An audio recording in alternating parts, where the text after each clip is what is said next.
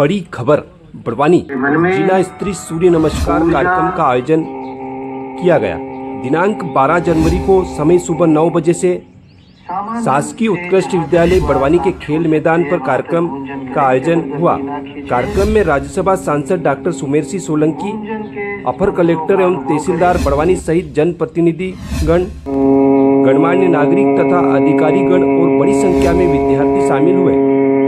साथ ही शासकीय उत्कृष्ट विद्यालय का समस्त स्टाफ भी इस कार्यक्रम में शामिल हुआ। देखिए विस्तृत समाचार इस रिपोर्ट में। फिर धीरे धीरे अभ्यास हो जाए तो प्रतिदिन 21 चक्र इसके करने से अत्यंत लाभदायी होता है। हाथों को नीचे छोड़ दीजिए। अंदर आते प्रकाश का अनुभव करते हुए धीरे धीरे आंखों को खोलिए। प्रथम दृष्टिपात पर मुस्कुराइए। दूर होता है तो परिस्थितियां समस्या बन जाती हैं। जब दिमाग स्थिर होता है तो परिस्थितियां चुनौती बन जाती हैं। परंतु जब राष्ट्रगान का प्रसारण आरंभ किया जा रहा है। भारत माता की वंदे वंदे। अब आप सबसे अनुरोध है अपने स्थान पर बैठना कष्ट करेंगे। विश्राम, अपने स्थान पर बैठ जाएं। आज के जिला स्तरीय आयोजन में अपनी ऊर्जान्वित उपस्थिति से हम सबको ऊर्जान्वित करने माननीय डॉक्टर सुमेर सिंह सोलंकी जी भी हमारे बीच उपस्थित है। मैं इन शब्दों के साथ आपको सादर आमंत्रित कर रहा हूं कि सबकी नसों में पूर्वजों का पूर्ण रक्त प्रवाह हो, गुणशील साहस बल तथा सब में भरा उत्साह हो। वही सूर्य नमस्कार हम सब ने किया, पर आज हर्ष का विषय है कि इस भारत भूमि पर, इस भारतवर्ष में एक ऐसी महान विभूति का जन्म हुआ जिन्होंने इस देश के युवाओं को प्रेरित करने का काम किया है। ऐसे स्वामी विवेकानंद जो उन्होंने इस धरा पर रखे, जो चंद मार्गदर्शन, प्रेरित कर देने वाले वाक्य जो उन्होंने बोले हैं, अगर हम आज के युवा, आज के कार्यकर्ता और आज के हमारे कर्मचारी भाइयों और बहनों ने आत्मसात भी अगर कर लिया तो भारत को दुनिया का सबसे शक्तिशाली देश बनने से कोई नहीं रोक सकता। मुझे याद आता है स्वामी विवेकानंद का एक वृत्तांत, एक घटना याद आती और मैं अक्सर किसी भी स्कूल में जाता हूं तो उस बात का उल्लेख जरूर करता हूं, क्योंकि वो मुझे भी प्रेरित करती है और हमारे युवा बेटे और बेटियों को भी प्रेरित करती है। सत्य बोलने से आपका चेहरा स्वामी विवेकानंद जैसा चमकेगा और सत्य बोलने से हमारी बेटियों का चेहरा झांसी की रानी की भांति चमकेगा। यह सत्य है और यह शाश्वत सत्य है, इसको कोई ठुकरा नहीं सकता है। एक बार हम असत्य बोलते हैं, झूठ बोलते हैं तो 50 झूठ उसके लिए बोलना पड़ते कि नहीं बोलना पड़ते, बताइए। मैं हमारे वरिष्ठ लोगों से ये सवाल नहीं पूछ रहा हूं, मेरे छोटे भाइयों और बहनों से पूछ रहा हूं, उनसे ये सवाल कर रहा हूं। एक बार हम झूठ बोल देते हैं तो झूठ को छुपाने के लिए दूसरे को भी झूठ बोलने के लिए हम प्रेरित करते हैं, कहते हैं कि मैंने बोला था झूठ, तू भी बोल देना यार, मेरी जान बच जाएगी। लेकिन उस झूठ को हम छुपा तो लेते हैं, लेकिन वो झूठ हमारे आत्मविश्वास को कमजोर कर देता है, वो असत्य हमारे आत्मविश्वास को कमजोर कर देता है। इसलिए हमारे आत्मविश्वास को कमजोर नहीं होने देना है और उठो जागो और तब तक चलते रहो जब तक लक्ष्य प्राप्त नहीं हो जाए। मेरे सभी युवा साथी यहां पर बैठे हुए हैं। एक बार बड़वानी की पिता ने डांटा तो हम क्या करेंगे, तो बैठने के लिए राजी नहीं हुए। तब मैंने स्वामी विवेकानंद जी का एक घटनाक्रम सुनाया था, आज फिर से सुना रहा हूं और बार बार सुनाना भी चाहिए, क्योंकि भारत भूमि से, भारत माता से, भारत देश की धरती से, भारत देश की मिट्टी से हमको इतना लगाव होना चाहिए कि हम अगर शादी में जाने के लिए कपड़े भी पहन के खड़े हैं और भारत माता को गले लगाना पड़े तो भारत की धरती पर लेटने पे कोई गुरेज नहीं करना चाहिए, कोई परहेज नहीं करना चाहिए।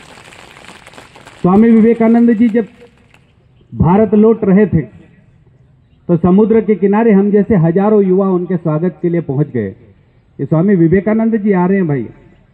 धर्म संसद में भाषण देने के बाद आ रहे हैं, भारत का डंका पूरी दुनिया में बजाने के बाद आ रहे हैं। एक विकसित देश बनाने में सहयोग देंगे। हम आदर्श नागरिक बनकर देशवासियों को अनुशासित नागरिक बनाने में सहायता करेंगे। हम अपने घर को सदाचार पूर्ण बनाने, वातावरण को स्वच्छ रखने और पढ़ाई में अपने कर्तव्य में श्रेष्ठ प्रदर्शन के लिए अभियान चलाएंगे। समाज में महिलाओं के प्रति हो रहे अन्याय सहित देश में फैली सामाजिक कुरीतियों को दूर करेंगे। महिलाओं को समाज में सम्मानित स्थान दिलाएंगे।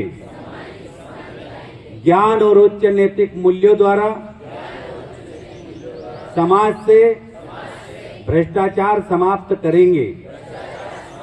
हम राष्ट्रीय एकता, राष्ट्रीय सुरक्षा, राष्ट्र प्रेम द्वारा देश को मजबूत बनाएंगे। हम लोगों को कानून का पालन करने वाला नागरिक बनने के लिए प्रेरित करेंगे। हम वनों की कटाई रोकेंगे और पर्यावरण की रक्षा के लिए नए पेड़ लगाएंगे। बहुत बहुत धन्यवाद। भारत माता की। इतनी आवाज से काम नहीं चलेगा, पीछे लगा दे ताकत, यहाँ लगना चाहिए 100 नहीं 1000 1 लाख लोग।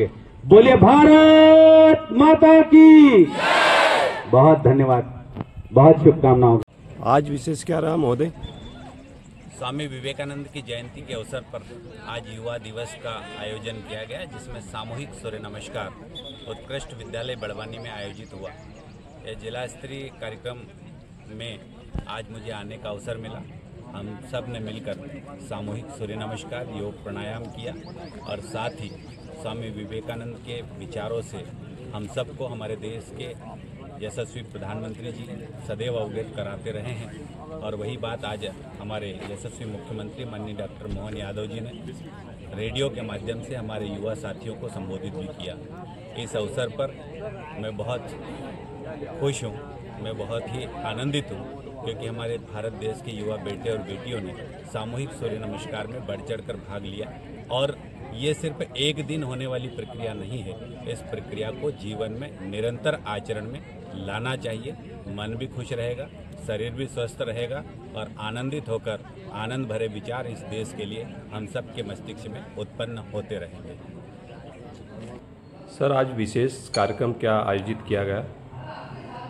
आज 12 जनवरी को स्वामी विवेकानंद जी के जन्मदिवस पर युवा दिवस के रूप में मनाया जाता है और इसमें सामूहिक सूर्य नमस्कार, जिला स्तरीय सूर्य नमस्कार किया गया, जिसमें माननीय राज्यसभा सांसद जी डॉक्टर सुमेर सिंह सोलंकी और अन्य जनप्रतिनिधि, अपर कलेक्टर महोदय, डीओ, डीसी साहब और मीडिया के साथी और साथ में पूरे हमारे यहाँ के स्टाफ के शिक्षक साथी और साथ में करीब 400-500 की संख्या में बच्चे उपस्थित थे।